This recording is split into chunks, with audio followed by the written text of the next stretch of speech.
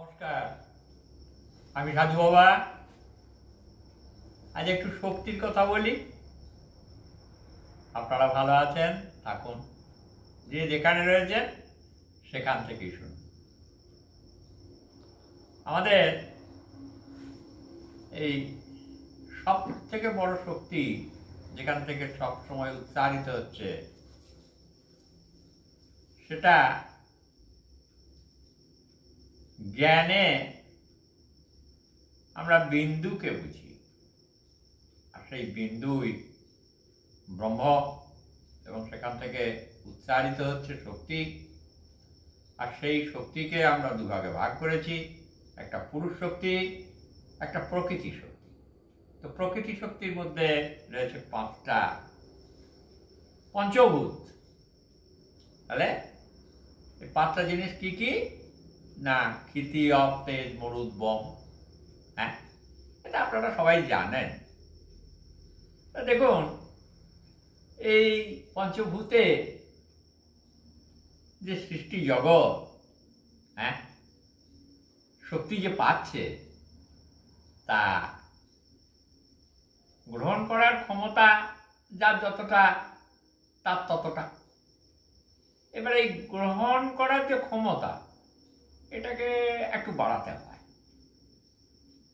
তাহলে কি হয় না, এই গ্রহণ করার ক্ষমতাটা বাড়ালে গায়ের শক্তি বাড়ে, বল বুদ্ধি বাড়ে, জ্ঞান বাড়ে।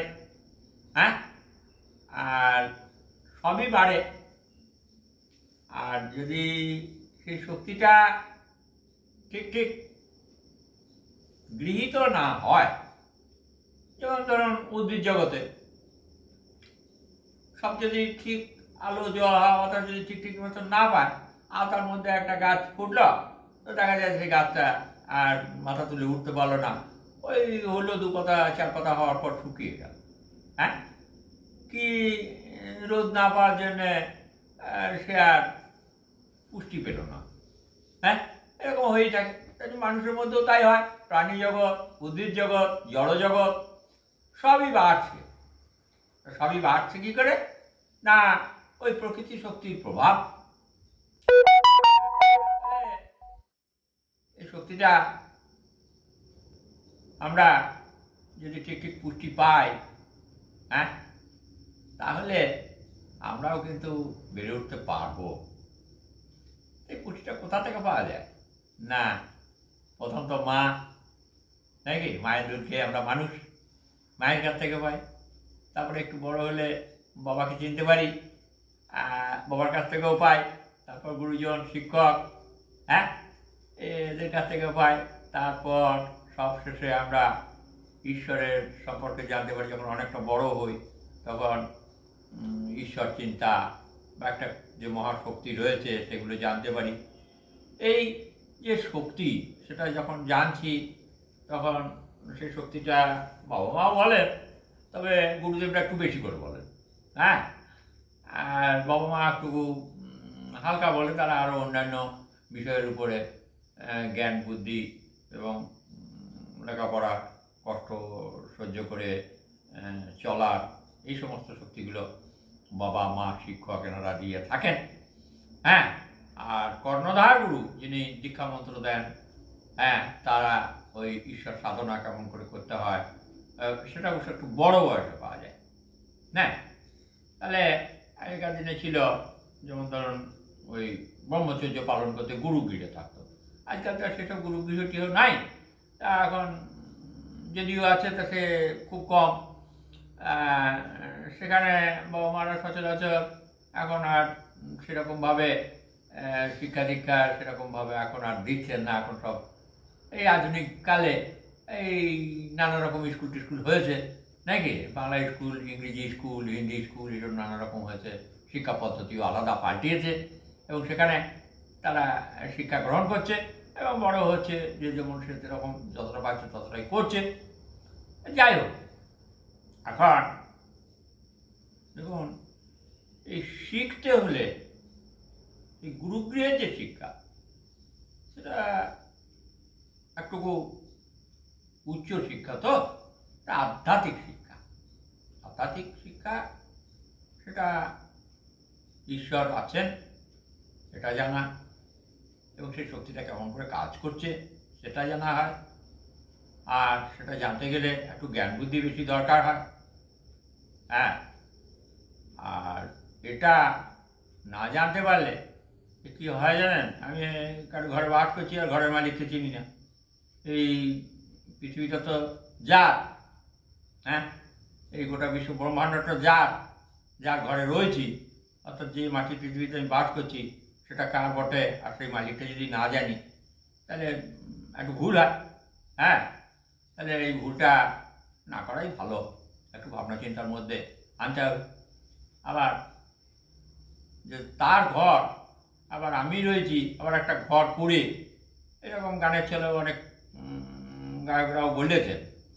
তা সেই ঘরে রয়েছি, আবার কীরকম ব্যাপার না, আমি নিজেও বোধহয় একটা ঘরই, ঘরের ভেতরে ঘর। এটা কীরকম না, ওই বড় লোকদের বাড়িতে যেমন থাকে না, ওই অনেক বড় বাড়ি, তারপরে একটা ধন্দৌল্য দেখার জন্য একটা স্ট্রং রুম, আবার সেই স্ট্রং রুমের ভেতরে আবার একটা ওই কি বলে ওই আয়রন চেস্ট, দেখো লোহার আলমারি, হ্যাঁ, সেটা শক্তপোক্ত, সেটা খুব যত্ন করে রাখে এবং চোর ডাকাত যাতে ভেঙে চুরে নিয়ে যেতে না পারে তার জন্য। তা তেমনি আমাদের ওই শরীরের মধ্যেই ঠিক এরকম ভাগ করা রয়েছে, যেমন বুক, পেট, এটা একটা, তারপরে আবার মাথা, হ্যাঁ, মাথার মধ্যে আবার ব্রেন আছে। তা ওটা স্ট্রং রুম আমি মনে করি আর কি। হ্যাঁ, সেখানে এই নামি দামি জিনিস মাথায় থাকে।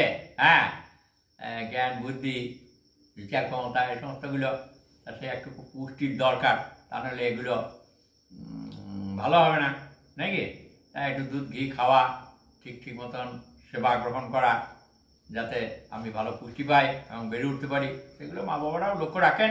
আর বড় হয়ে আবার নিজেকে লক্ষ্য রাখতে হবে, নিজের চিন্তা নিজেকেই করতে হবে। আবল তাবল খেয়ে নিলে শরীরটা খারাপ হবে। হ্যাঁ, আর মাথাতে সব যত আজগুবি ঢুকে যাবে, নিয়ে ওই নিজের ভুল ভালো হবে।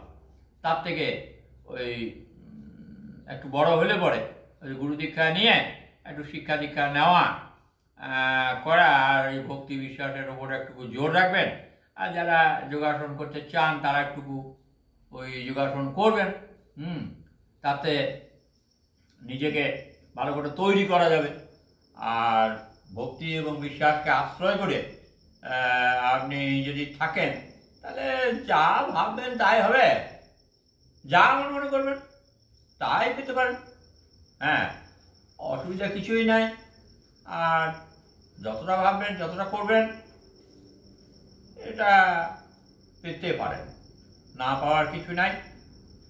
তবে সঠিকভাবে করাটা প্রয়োজন। এবার সঠিকভাবে যে করবেন সেটা তো একটু ভালো করে শিখতে হবে, নাকি?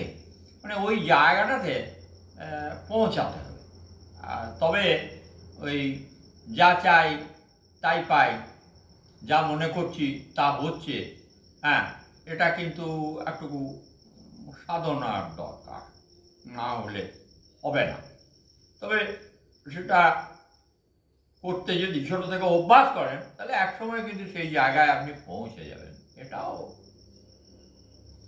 সন্দেহ নাই, পৌঁছে যাবেন।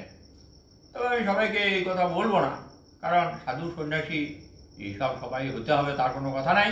হ্যাঁ, কর্মযোগের যোগী হয়ে কর্মবীর হন।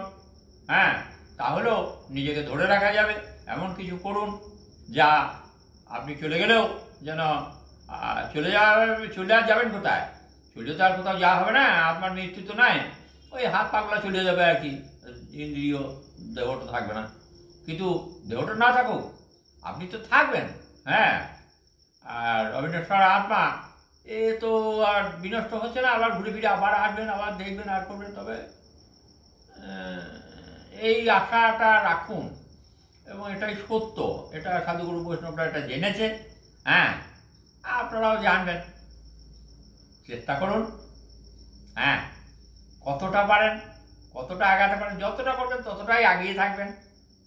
হ্যাঁ, আর আপনারা এগুলো না করলে আপনারাও যে কিছু চাইছেন, কিছু পাচ্ছেন, এটা আপনাদের হচ্ছে, কিন্তু কি জানেন, এটা ওই জানা না থাকার জন্যে আপনারা ওটা মিলিয়ে দেখছেন না।